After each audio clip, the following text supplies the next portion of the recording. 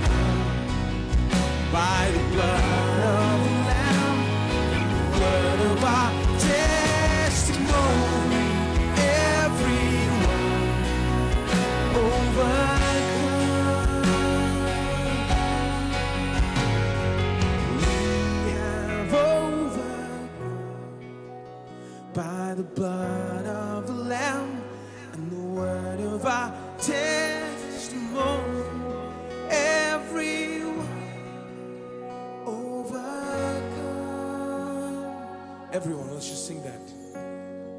We have overcome by the blood of the Lamb and the word of our testimony. Everyone overcome.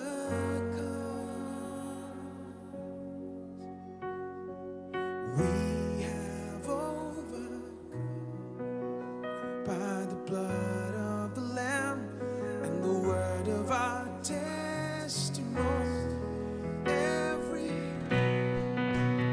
overcome. We have overcome by the blood of the Lamb and the word of our testimony. Everyone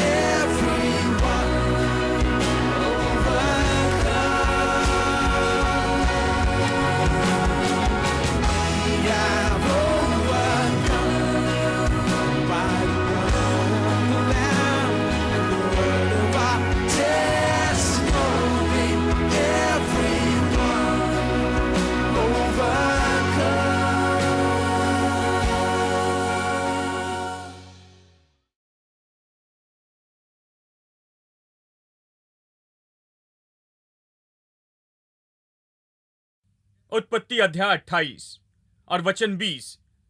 याकूब की कहानी याद है? उसने अपने भाई की आशीष चुरा ली थी, अपने भाई के जैसे काम किया। वो बड़ी परेशानी में आता, उसका भाई उसे मारना चाहता था, वो घर से भागता है, घर से भागना पड़ता है उससे। वो अपने भविष्य के बारे में निश्चित नहीं था कि वो कहाँ जाएगा, वो क्या खाएगा, वो कहाँ रहेगा, क्या कपड़े पहनेगा, वो कहाँ पर रहेगा, उसके भविष्य में क्या होगा। क्या वो कभी अपने माता पिता के घर लौट पाएगा शांति से, या बाहर जाते हुए घात किया जाएगा, या वापस आने पर घात किया जाएगा। उसके माता पिता के घर में उसका भाई उसे देख रहा था, आते जाते देख रहा था। क्या वो जीवन में कर पाएगा? क्या वो कुछ कर पाएगा? क्योंकि उसे भागना पड़ा। वो भागा था जान बचाकर, और अपने जीवन की अनिश्चित दशा में जब भविष्य बहुत खतरनाक दिखता था, अनिश्चित दिखता था। पढ़िए अध्याय 28 और वचन 20 से आगे। ये कहता, याकूब ने मन्नत मानी, यानी वो एक जगह पर रहता है, वहां वो प्रभु से मीटिंग करता है, प्रभु का अनुभव करता है। और यहां याकूब ने मन्नत मानी ये कहते हुए, यदि परमेश्वर मेरे संग रहकर इस यात्रा में मेरी रक्षा करे और मुझे खाने के लिए रोटी और मुझे पहनने के लिए कपड़ा दे। देखिए, किसी भी समय मरने की अपेक्षा कर रहा था। जानते हैं, उसका भाई हत्या करना चाहता था और उसे पता नहीं था कि वो क्या करेगा, क्या उसे काम मिलेगा, क्या खाएगा, कैसे जीवित रहेगा। बहुत अनिश्चित था। उसने कहा, प्रभु यदि तू मेरी रक्षा करे और मुझे खाने के लिए रोटी और पहनने के लिए कपड़ा दे और मैं अपने पिता के घर में कुशल क्षेम से लौट आऊं। वो इसके बारे में भी निश्चित नहीं था। एक दिन वापस आना चाहता था। कुछ आना नहीं चाहते हैं, लेकिन वो नहीं जानता था कि क्या शांति से वापस आ पाएगा। वो कहता है, यदि मैं पिता के घर कुशल से लौट आऊं तो यहोवा मेरा परमेश्वर ठहरेगा, और ये पत्थर जिसका मैंने खंबा खड़ा किया है परमेश्वर का भवन ठहरेगा। और जो कुछ तू मुझे दे उसका दशवांश, जो कुछ तू मुझे दे उसका दशवांश मैं अवश्य ही तुझे दिया करूंगा। हाँ, उसने ये दादा से सीखा था। इसका मतलब है कि उसके पिता ने भी यही किया था। देखिए, परिवार आशीषित परिवार था। अब्राहम ने दशवांश की आशीष सीखी थी। उसने इसे इसहाक को सिखाया होगा, नहीं तो याकूब इसके बारे में कैसे जानता। याकूब कहता है, प्रभु मुझे पता नहीं मैं कर पाऊंगा या नहीं, मैं वहां जा रहा हूं, जीवन बहुत खतरनाक है, पता नहीं कब वापस आऊंगा, पता नहीं जीवन में क्या रखा है, सब कुछ धुंधला और अनिश्चित दिखता है।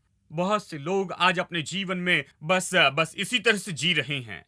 आप में से कुछ लोग नहीं जानते कि भविष्य में क्या है, कुछ लोग चिंता करते हैं कि क्या होगा, लेकिन मैं आपको बताऊं, आप जीवन में उत्तम निर्णय ले सकते हैं यदि आप अपने जीवन में उत्तम निर्णय ले। मेरे दोस्तों, यह निर्णय कि परमेश्वर की आशीष अपने जीवन में आप लेकर आएंगे। यदि आप परमेश्वर की संतान हैं तो पहले से आशीषित हैं। आप अनिश्चित होकर बैठे होगे, चिंता में बैठे होगे और अपने भविष्य के बारे में अनिश्चित होगे, लेकिन मैं आपसे कहता हूं कि अपने जीवन में परमेश्वर की आशीषों को काम करने के लिए एक निश्चित तरीका है। याकूब पहले ही आशीषित था। वो आशीषित था जब पिता के घर में था, जब वो चला गया तब आशीषित था। वो पहले ही आशीषित था क्योंकि वो अब्राहम की संतान है, वो अब्राहम का वंश था। परमेश्वर ने उस पर आशीष कही थी। आशीष उसके जीवन में काम करने के लिए निश्चित करना था कि वो उसके जीवन में काम करे। वो कहता है कि प्रभु यदि मैं जहां जा रहा हूं वहां पर सुरक्षित पहुंच जाऊं, और मेरे पास खाने के लिए भोजन हो, पहनने के लिए कपड़े हो, यदि मैं पिता के घर में लौट आऊं एक दिन कुछ साल बाद, यदि मैं सुरक्षित वापस आ जाऊं, तो जो मेरे पास है उस सब का 10वां भाग तुझे दूंगा। वो जानता था कि कैसे परमेश्वर की आशीष में जुड़ जाएं।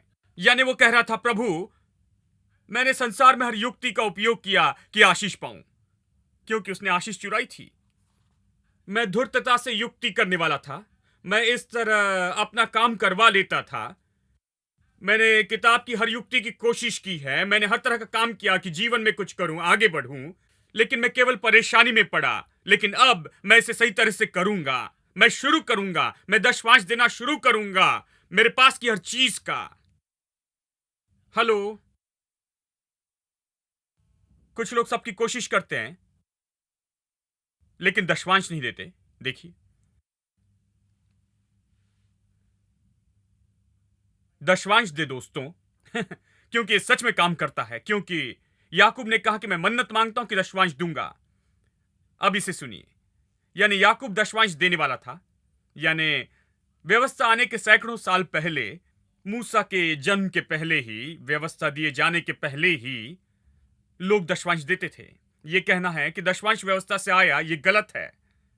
देखिए मत्ती अध्याय 23, यीशु दशवांश के बारे में कहता है। मत्ती अध्याय 23 वचन 23, हे कपटी शास्त्री और फरीसियों, तुम पर हाय, तुम पुदीने और सौंफ का और जीरे का दशवांश तो देते हो, परंतु तुमने व्यवस्था की गंभीर बातों का अर्थात न्याय और दया और विश्वास को छोड़ दिया है। चाहिए था कि इन्हें भी करते रहते और उन्हें भी न छोड़ते। यानी देखिए, इन लोगों ने यही किया। उन्होंने दशवांश दिया लेकिन वो छोड़ दिया, यानी दया, न्याय और विश्वास छोड़ दिया। वो कहता है, तुम दशवांश देते लेकिन दया, न्याय और विश्वास नहीं करते। तुम दशवांश दो और दया, न्याय और विश्वास करो। यहां पर यीशु दशवांश को मानता है। वो नहीं कहता कि दशवांश गलत है। यीशु नहीं कहता कि दशवांश की जरूरत नहीं।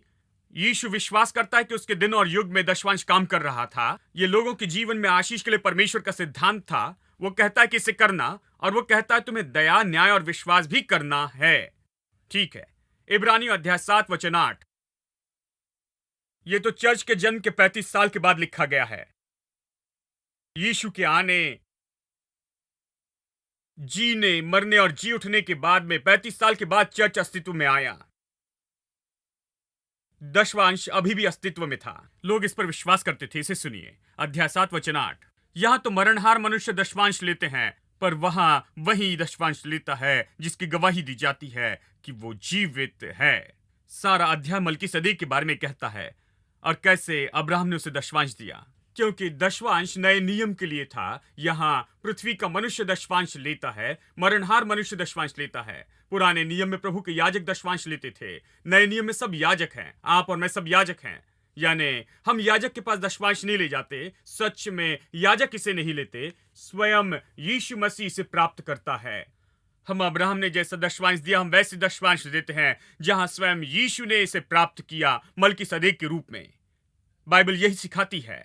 यदि दशमांश नए नियम के समय में नहीं होता तो ये यहां पर सिखाया नहीं जाता। यानी यहां दशमांश के बारे में है, चर्च के जन्म के 35 साल बाद भी। लेकिन चलिए मलाकी अध्याय 3 से हम देखते हैं, सारे दशमांश भंडार में लाओ कि मेरे भवन में भोजन वस्तु रहे। और सेनाओं का यहोवा ये कहता है कि ऐसा करके मुझे परखो कि मैं तुम्हारे लिए आकाश के झरोखे खोलकर तुम्हारे ऊपर अपरंपार आशीष की वर्षा करता हूं कि नहीं। अब मैंने उंडेले जाने के बारे में आपको बताया है, चलिए आशीष के बारे में चर्चा करते हैं। मैं इसके बारे में कह रहा था, सब लोग कहे आशीष। अब फ्रेंच बाइबल में लोग कहते हैं, एक दिन मैं एक किताब पढ़ रहा था, एक भाई ने कहा फ्रेंच बाइबल में आशीष शब्द की जगह बेनेडिक्शन शब्द का उपयोग हुआ है। यह कहता है सारे दशमांश भंडार में लाओ कि मेरे भवन में भोजन वस्तु रहे। और सेनाओं का यहोवा यह कहता है कि ऐसा करके मुझे परखो कि मैं आकाश के झरोखे खोलकर तुम्हारे ऊपर अपरंपार बेनेडिक्शन की वर्षा करता हूं कि नहीं। इसका अर्थ बेनेडिक्शन हो सकता है। कॉन्कोर्डेंस कहता है कि इसका अनुवाद बेनेडिक्शन हो सकता है। बेनेडिक्शन आशीष कहने का एक और तरीका है, ठीक है। सभा के अंत में हम बेनेडिक्शन कहते हैं, ठीक है। ये क्या है? ये आशीष है, यानी इसका अर्थ बेनेडिक्शन हो सकता है। बेने शब्द फ्रेंच में इसका अर्थ है अच्छा, और डिक्शन यानी कहा गया वचन। यानी प्रभु ये कह रहा है भंडार में दशमांश लेकर आओ और मैं यही करूंगा, मैं तुम्हारे लिए आकाश के झरोखे खोल दूंगा और मैं तुम्हारे लिए अच्छा कहा गया वचन उंडेलूंगा। चलिए इसका अर्थ बताऊं कि इसका अर्थ क्या है, जिसे तुम रख नहीं पाओगे। दूसरे शब्दों में, जब आप भंडार में दशमांश लाते हैं और जब उसे देते हैं, क्या होता है? प्रभु स्वर्ग के झरोखे खोलकर 500 रुपए के नोट या 1000 रुपए के नोट नहीं उंडेलता है, क्योंकि वो नकली होंगे। उसे रिजर्व बैंक ऑफ इंडिया में प्रिंट होना चाहिए, तब यहां स्वीकार होगे। प्रभु यहां नोट्स प्रिंट नहीं करता है, वो बाग के पीछे में सोने के सिक्के नहीं गिराता है, नहीं, ऐसा नहीं करता। वो कहता है कि मैं स्वर्ग के झरोखे खोल दूंगा और उंडेल दूंगा, मैं इसे उंडेलूंगा। वो क्या उंडेलेगा? उंडेलेगा एक बेनेडिक्शन। मैं अच्छे शब्द उंडेलूंगा। अब अच्छे शब्द क्या है? आप कहेंगे भाई यदि मैं दशमांश दूं और प्रभु अच्छे शब्द कहेगा, मैं आपको बताऊं कि अच्छा शब्द क्या होता है। अच्छे शब्द क्या है? ये तो शब्द तो स्वर्ग से उंडेले जाएंगे। परमेश्वर जो सर्वज्ञानी है, परमेश्वर स्वर्ग के झरोखे खोलकर आपके लिए अच्छे शब्दों का, वचन का प्रकाशन उंडेलता है और यह आपके लिए लाएगा समझ और बुद्धि और ज्ञान स्वर्ग से। ये शब्द कहेगा बेनेडिक्शन आपके जीवन पर, और अच्छे शब्द कहेगा जो ज्ञान और समझ लेकर आएगा, आपके लिए नए विचार लाएगा, और वो एक आइडिया आपको आगे ले जाएगी जहां आप अभी है उससे बहुत आगे। देखिए, केवल इसी तरह से आप आगे बढ़ सकते हैं। क्योंकि देखिए, एक समय एक भाई ने मुझसे कहा था, देखिए आपका सारा प्रचार केवल व्यापारी लोगों के लिए काम करेगा, शायद उन लोगों के लिए जो मल्टीनेशनल कंपनी में काम करते हैं, उन लोगों के लिए जो प्राइवेट सेक्टर में काम करते हैं, लेकिन हम तो सरकारी नौकर हैं भाई, हम फिक्स्ड सैलरी, फिक्स्ड इनकम वाले हैं। देखिए, यह अद्भुत है कि वो कैसे, चाहे वो इसे फिक्स करे या ना करे, लेकिन ये लोग अपने मन में बहुत फिक्स्ड हैं। देखिए, हम फिक्स्ड इनकम वाले हैं भाई। आपका सारा प्रचार हमारे लिए काम नहीं करेगा। आपकी जानकारी के लिए, मैंने इस नौकरी में 35 साल काम करने के बाद मैंने जो तनख्वाह पाई है, मैं उससे ज्यादा नहीं पा सकता हूं। चाहे मैं जीवन भर काम करूं, पसीना बहाऊं, सारा जीवन, यानी 35 साल की सेवा में मेरे पास कोई आशीष नहीं होगी जिसके बारे में आप कह रहे हैं। एक भाई ने मुझसे यही कहा। मैंने कहा, मेरे दोस्त, आपकी यही समस्या है। सबसे पहले आप सोचते हो कि यह संभव नहीं, तो चिंता ना करिए, आपके लिए नहीं होगा, क्योंकि आपने पहले सोच लिया है और यह आपके मन में इस बारे में आप फिक्स हैं। आपकी कमाई इस बारे में फिक्स है। लेकिन मैं आपसे कहता हूं, चाहे आप कितने भी फिक्स हो, चाहे सरकार इसे फिक्स क्यों न कर ले, चाहे आपकी कंपनी फिक्स करे या आपके बॉस फिक्स करे, कोई फर्क नहीं पड़ता है। परमेश्वर के पास इसे खोलने का तरीका है। परमेश्वर की ओर से एक वचन, परमेश्वर से एक बेनेडिक्शन। परमेश्वर जिसने सारी भली चीजें बनाई, जब वो आकाश के झरोखे खोलता है और आपकी आत्मा में एक वचन कहता है, आपकी आत्मा में, जब वो आइडिया से आपको ज्योति देता है, जब वो आपको आइडिया देता है कि किस चीज में निवेश करने के बारे में क्या करना चाहिए आपके जीवन में, या अपने पैसे कहां लगाना चाहिए, या किसी व्यापार या निवेश में, चाहे आप जो भी करें। जब परमेश्वर स्वर्ग के झरोखे खोलता है और आपको ये विचार देता है और आपके लिए वो वचन कहता है और आपके लिए प्रकाशन लाता है, वो सीमाएं तोड़ देगा और उन दीवारों को जो किसी ने बनाई है कि आपके जीवन को सीमित कर दे, और परमेश्वर की आशीषों का आपके जीवन पर उंडेल देगा वो इस तरह से कि रखने के लिए कोई जगह नहीं होगी। हेलो, आप यहां हैं? मैं आज सुबह ये प्रचार कर रहा था और एक बहन आई, सभा के बाद में वो आई। उसने आकर मुझसे कहा कि आपने जो कहा वो बिल्कुल सही हुआ है। उसने कहा कि कुछ साल पहले हम लोग चेन्नई आए, मैं रिटायर हुई और यहां पर आई, और उस वक्त मेरे पास कुछ नहीं, बस केवल 16,000 रुपए थे। उसने कहा मेरे जीवन भर काम करने के बाद मेरे हाथ में केवल 16,000 रुपए थे। उसने कहा मुझे पता नहीं कि मैं इसके साथ क्या करूंगी, मैं क्या करूंगी। लेकिन परमेश्वर ने मुझे एक जमीन खरीदने के लिए कहा उन पैसों से, उस जगह जहां कोई नहीं रहता था। उसने कहा कि हमारे पास थोड़ा जो पैसा था उससे हमने जमीन खरीद ली। हमें पता नहीं था कि अब क्या करेंगे, और आज के दिन उस जमीन की कीमत 35 लाख रुपए है। उसने कहा मेरे सारे जीवन भर मेरी कमाई से मैं कभी इस स्तर पर नहीं पहुंच सकती थी। उसने कहा क्योंकि उसके स्रोत बहुत कम थे और उससे ज्यादा नहीं कर पा सकती थी। लेकिन उसने कहा कि जो मैं पा सकती थी उससे बहुत ज्यादा पाया। परमेश्वर का एक छोटा आइडिया सच में हमें आशीष देता है, 100 गुना, 1000 गुना आपके विश्वास के अनुसार आपके साथ हो। Hello, benediction. प्रभु ने कहा मैं आकाश के झरोखे खोल दूंगा और मैं बेनेडिक्शन उंडेलूंगा। और मैं आपसे कहता हूं सावधान रहे दोस्तों, आप सावधान रहे। जब स्वर्ग आपके ऊपर खुलता है, रुपए के नोट नहीं गिरेंगे, लेकिन प्रकाशन आएगा, प्रभु का मार्गदर्शन आएगा, प्रभु का मार्गदर्शन आएगा, परमेश्वर की बुद्धि आएगी, परमेश्वर की कृपा आएगी, प्रभु की सामर्थ, बहुगुणन की सामर्थ आपके जीवन में काम करेगी।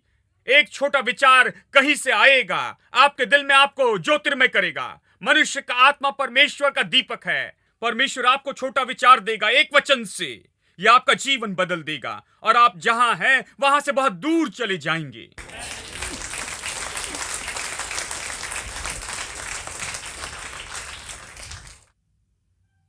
केवल यही तरीका है संपन्न होने के लिए। यदि आप बस दिन भर बैठकर कैलकुलेटर पर गिनती करते रहेंगे कि क्या यह आपके लिए काम करेगा, यह कभी काम नहीं करेगा मेरे दोस्तों। बस वहीं पर बैठे रहे और स्वर्ग का बेनेडिक्शन आपके दिल में होता रहे। वो अच्छे वचन जो परमेश्वर ने कहे वो आपके दिल में प्रवेश करे, आपके दिल में प्रकाशन लाए। प्रकाशन आपका जीवन बदल देगा, प्रकटीकरण जीवन बदल देगा, बुद्धि और समझ आपका जीवन बदल देगी। यह आपको शून्य से आकाश की ऊंचाइयों पर लेकर जाएगी। यह आपको माइनस से प्लस में लेकर आएगी। प्रकाशन, एक वचन, एक छोटा आइडिया।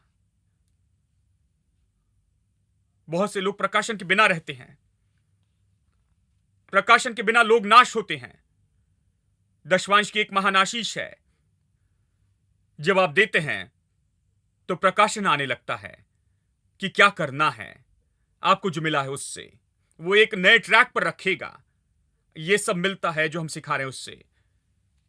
संपन्नता इसी तरह से काम करती है। देखिए, क्योंकि याद रखिए कि परमेश्वर ने सब कुछ ऐसे ही बनाया है, अपने वचन से। उसने सब कुछ कैसे संभाला? वो सब कुछ अपने वचन से संभाले रखता है, ठीक है। जब वो चाहता है कि कोई चंगाई पाए तो क्या करता है? वो अपना वचन भेजता है और चंगा करता है। देखिए, केवल वचन से चंगाई आती है। जब आपको चंगाई देना चाहता है तो अपना वचन भेजता है, विनाश से छुड़ाना चाहता है तो अपना वचन भेजता है, ठीक है। वो ऐसे ही करता है। हमने ये सीखा नीति वचन 8। नीति वचन 8 इस चर्च में सबको याद है, और ये कहता है प्रभु की बुद्धि खोजे, प्रभु का वचन खोजे सोना और चांदी से ज्यादा, क्योंकि प्रभु के वचन का प्रकाशन आपके लिए ये लाएगा। ये इंग्लिश में किस तरह से कहता है? ये कहता है वो आपको बने रहने वाला धन देता है। ये इस तरह कहता है, बने रहने वाला धन। सब लोग कहे बने रहने वाला धन। यानी बाइबल कहती कि वचन खोजे, प्रकाशन ले, और ये आपको बने रहने वाला धन देता है। उन लोगों की न सुने जो कहते हैं देखो धन आज है और कल चला जाएगा। बाइबल कहती बने रहने वाला धन, नीति वचन 8 निकाले। यहां ये धन के बारे में कहता है जो बना रहेगा। मैं उसके बारे में कह रहा हूं जो बना रहेगा। ये लोग जिसके बारे में कह रहे हैं उसकी परवाह न करे। उनके पास प्रकाशन नहीं कि ये क्या कह रहा है। मैं बने रहने वाले धन के बारे में कह रहा हूं। मैं बने रहने वाले धन के बारे में कह रहा हूं। बने रहने वाला धन नहीं आता है, वो नहीं आता छीनने से और लेने से और धक्का देने से और झपटने से। ये प्रकाशन से आता है। प्रभु आपकी समझ की आंखें खोलता है कि आप परमेश्वर से विचार पाएं और वो विचार पर काम करे और उस विचार को क्रियाशील करे और वो आपको ऊंचाई पर लेकर जाएगा जो कोई नहीं ले जा सकता है। मैं इसके बारे में कह रहा हूं दोस्तों, बने रहने वाला धन, बेनेडिक्शन। मैं दिन में केवल यही वचन 100 बार कहता कि मैं आकाश के झरोखे खोलूंगा और बेनेडिक्शन उंडेलूंगा, तुम्हारे लिए अच्छे शब्द दूंगा। ओ प्रभु अच्छे शब्द उंडेलेगा, आपके दिल पर, आपके मन पर वो प्रकाशन देगा, क्योंकि सब वो ऐसे ही करता है। देखिए, मैं आपको बताऊंगा कि जीवन में सब कुछ कैसे काम करता है। वचन किस तरह आप शून्य से किसी चीज में जा सकते हैं। आप शून्य से कैसे किसी चीज में जा सकते। वचन मेरे दोस्तों, कुछ प्रकाशन आना चाहिए, समझ की आंखें खुलनी चाहिए। और जब आप दशवांश देते हैं तो बाइबल कहती है कि एक चीज होती है कि आकाश के झरोखे खुलते हैं और प्रकाशन उंडेला जाता है, समझ दी जाती है, क्योंकि परमेश्वर अपने अच्छे शब्द कहता है और अच्छे शब्द उन सब को लाते हैं जो बोझ और बुरा है उसे बदलकर भलाई लाते हैं। पृथ्वी सुनसान थी, वीरान थी, बेडोल थी और केवल गड़बड़ी और अंधकार ही था। प्रभु ने अपने अच्छे शब्द कहे और क्रम लाया और सुंदरता और इस संसार में सब कुछ लाया। प्रभु अच्छे शब्द कहे जो आपके दिल में जाए और वो आपके जीवन को बदल दे और आप जहां जाना चाहते हैं वहां पर ले जाए। आपके सपने पूरे हो जाएं और बहुतायत से आप पाए जो आपने मांगा और सोचा उससे भी बहुत बढ़कर, क्योंकि परमेश्वर हमारे जीवन में यही करने की राह देख रहा है। आइए हम खड़े हो जाए प्लीज। आमीन। आइए अपने हाथ उठाकर प्रभु को धन्यवाद दे। पिता, हम तेरे धन्यवाद करते हैं तेरे वचन के लिए, धन्यवाद करते प्रकाशन के लिए, ये सामर्थ्य प्रकाशन जो चमका है हमारे दिल और मन पर है। पिता, हम जानते हैं कि ये प्रकाशन हमें आगे लेकर जाएगा। सच में यही मायने रखेगा, यही बने रहने वाला धन लाएगा, ये हमारे जीवन में उत्तम बदलाव लाएगा। हमारे जीवन के हर एक क्षेत्र में और हर एक भाग में एक महान बदलाव लाएगा, ऐसी उत्तमता जिसे हम और किसी तरह से नहीं पा सकते हैं।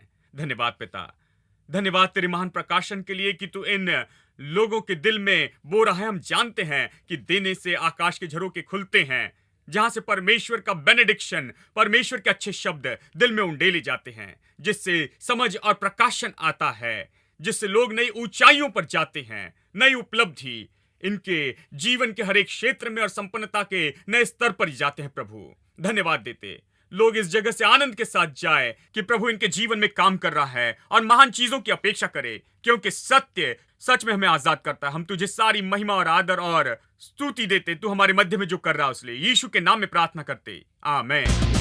The Lord God is a sun and shield. He gives grace and glory.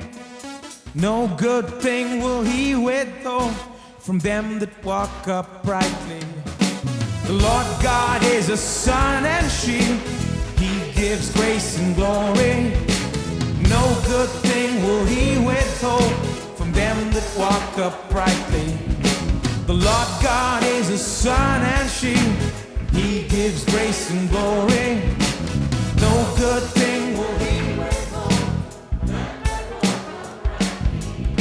The Lord God is a sun and shield. He gives grace and glory. No good thing will he withhold from them that walk uprightly.